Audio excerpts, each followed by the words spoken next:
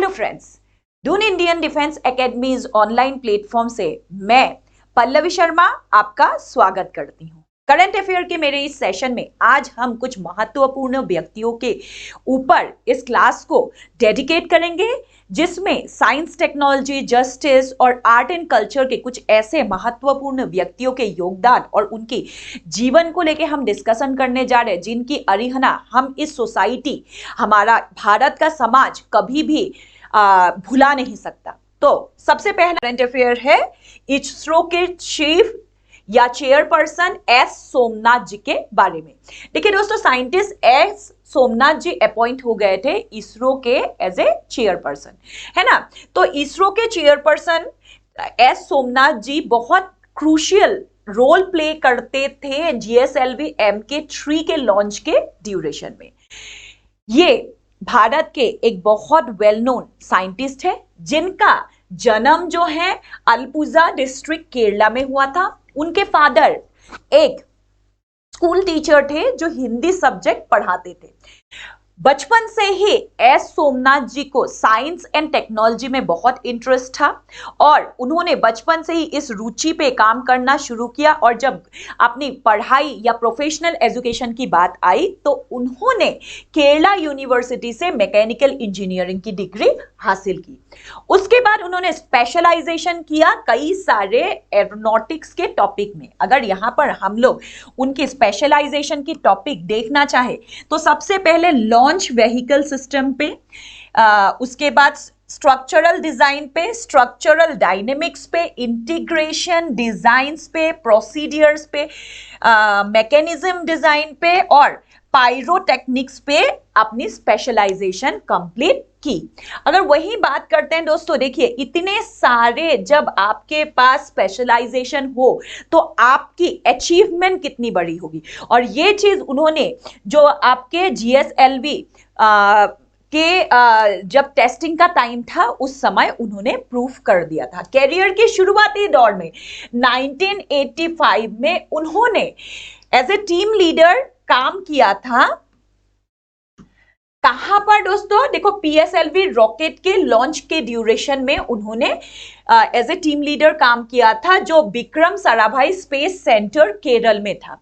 और वहीं से उन्होंने अपनी विज्ञान के प्रति जो उनका माइन्यूट नॉलेज है उसका लोहा मनवाना दुनिया को शुरू कर दिया था। और यही वो सीढ़ी थे, यही वो पहला कदम था जहां से चढ़ते हुए उन्होंने सक्सेस के ऊंचाइयों, बुलंदियों तक अपने को ले गए।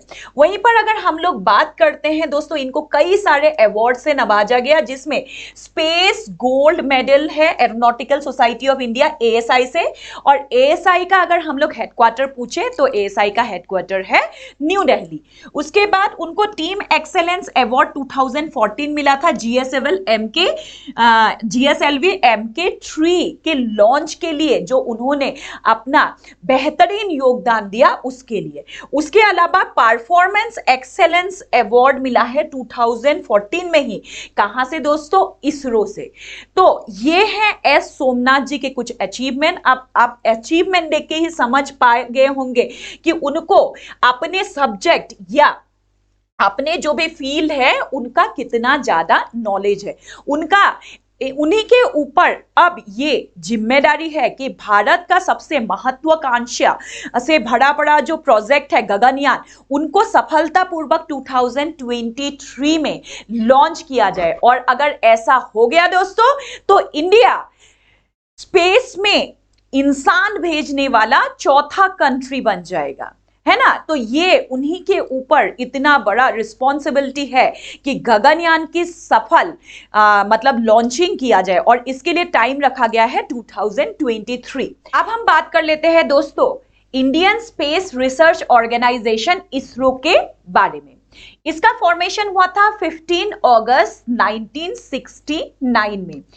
तो कहानी ऐसी थी दोस्तों, जो हमारे स्पेस रिसर्च के गॉडफादर विक्रम साराभाई जी है, उनके मन में एक इच्छा थी जो 1960s में उन्होंने नेहरू जी से प्रकट किया था। वो इच्छा थी कि भारत भी अंतरिक्ष में दूसरे देशों की तरह काम करे। इसी इच्छा को पूरा करने के लिए नेहरू गवर्नमेंट ने उनको मदद की थी, कुछ साइंटिस्ट प्रोवाइड किए थे और उससे उन्होंने एक एजेंसी बनाई थी जिसका नाम था इनकॉस्पार। ठीक है, अब इनकॉस्पार को बाद में ही बदल के क्या कर दिया गया, इसरो कर दिया गया, जिसका हेडक्वार्टर बेंगलुरु कर्नाटका में है। विक्रम साराभाई जो है वो की पर्सन है इनकॉर्पस के एस्टेब्लिशमेंट में, और वही इनकॉर्पस आज जो है आपके किस नाम से जाना जाता है, इसरो के नाम से जाना जाता है। वहीं पर अगर हम लोग इनकॉर्पस की फुल फॉर्म की बात करें तो इनकॉस्पार है ना, इंडियन नेशनल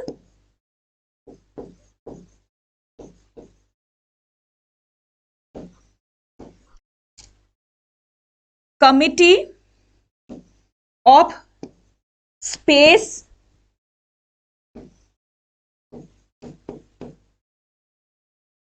रिसर्च।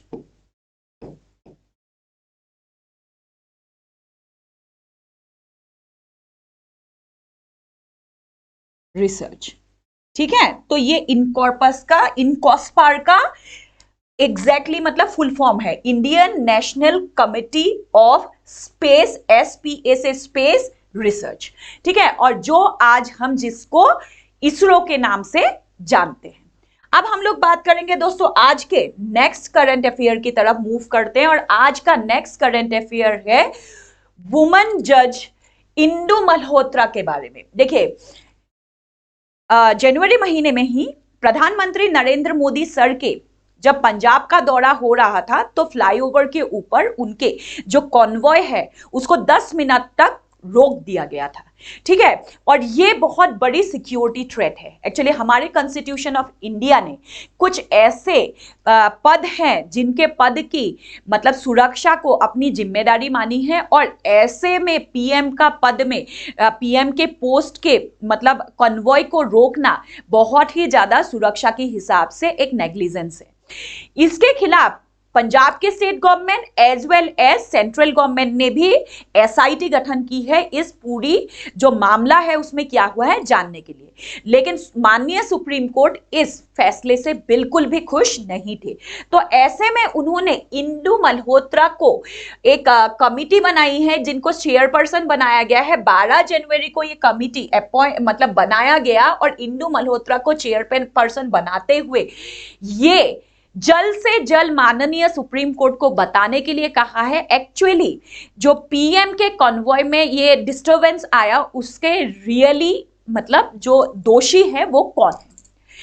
अब अगर हम लोग बात करते हैं दोस्तों इंदु मल्होत्रा के बारे में, तो इंदु मल्होत्रा सुप्रीम कोर्ट के एक रिटायर्ड जज है। वो भारत की पहली ऐसी महिला है जो सुप्रीम कोर्ट की बार एसोसिएशन की मेंबर थी, और एडवोकेट होने के बावजूद क्या है उनको सुप्रीम कोर्ट के जज के पोस्ट पे प्रमोट किया गया।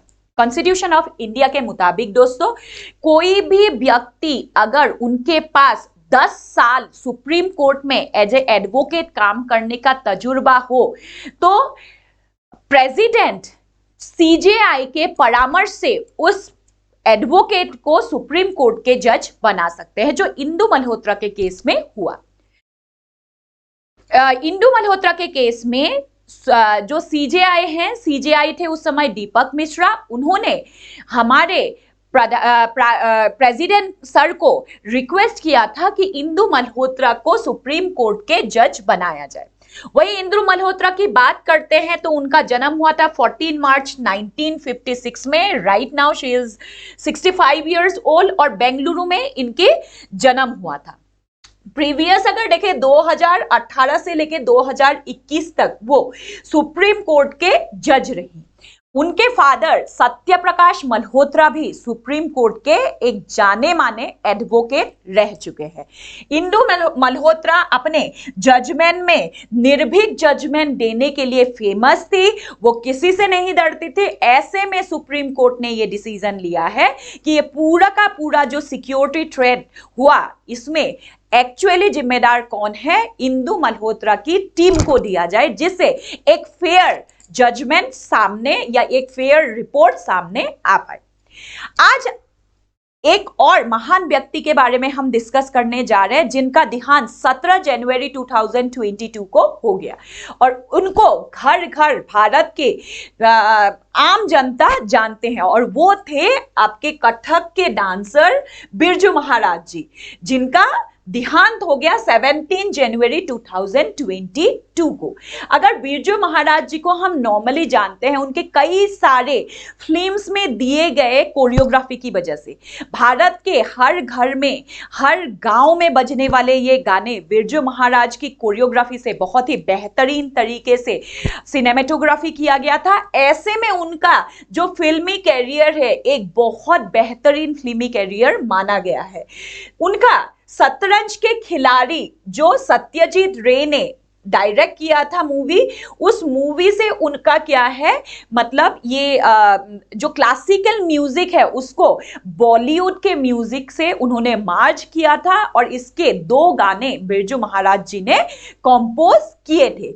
वहीं पर कई सारे और मूवीज है, जैसे देवदास, ठीक है, देवदास का कौन सा गाना, देवदास के थे गाना काहे छेड़ मोहे, और ये गाना माधुरी दीक्षित जी ने प्ले किया था मूवी में, और ये बहुत ही मतलब क्रिटिक्स के काफी पसंदीदा गाना में से एक है। उसके अलावा भी इनकी कई सारे गाने आप देख सकते हो, देर इश्किया, इमराओ जान या बाजीराव मस्तानी के जो मूवीज के गाने हैं वो कौन नहीं जानता। और इन गानों को आज भी जो डांसिंग कंपटीशन वगैरह होता है उनमें डांस परफॉर्मेंस के लिए काफी मतलब पसंद करने वाले गाने हैं, जो फ्यूजन है इंडियन क्लासिकल म्यूजिक प्लस आपके बॉलीवुड के म्यूजिक की।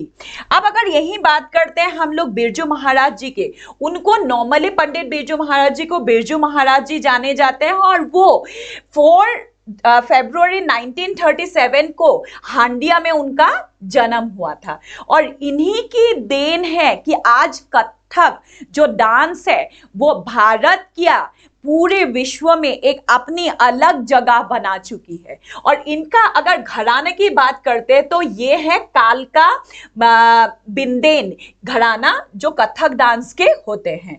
उसके अलावा अगर हम लोग बात करते हैं बिरजू महाराज जी के उपलब्धियों के बारे में, तो बिरजू महाराज जी को कई सारे अवार्ड मिले गए हैं। जैसे अवार्ड में सबसे पहले पद्म विभूषण, संगीत नाटक एकेडमी अवार्ड, कालिदास सम्मान award, national film fair award for best choreography, film fair award etcetera. ऐसे कई सारे अवार्ड के साथ बिरजू महाराज जी ने एक दशक क्या मतलब हम लोग कह सकते हैं करीबन 20-30 साल तक, 2-3 दशकों तक भारत के सभी चलचित्र जो प्रेमी हैं, जो मूवी लवर्स हैं, उनके दिलों में राज किया है।